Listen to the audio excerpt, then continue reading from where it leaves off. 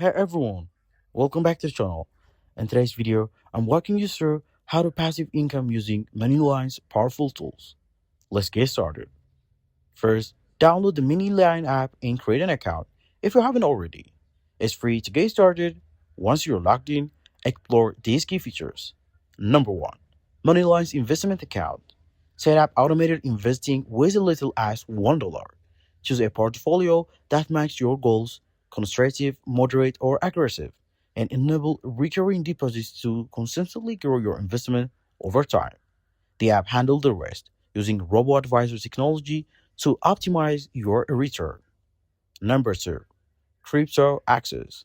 Diversify your portfolio by investing in a cryptocurrency like Bitcoin or Ethereum directly through the app. Start small and set up recurring buys to dollar cost average and reduce risk. Number 3. Roundups. Enable Roundup to invest spare charge automatically. Every time you make a purchase with your linked debit card, MoneyLion rounds up the amount and invests in the difference into your chosen portfolio. High yield savings. Open a MoneyLion savings account to earn competitive interest on your cash. Set up automatic transfer from your checking account to maximize your earnings effortlessly. Cashback rewards.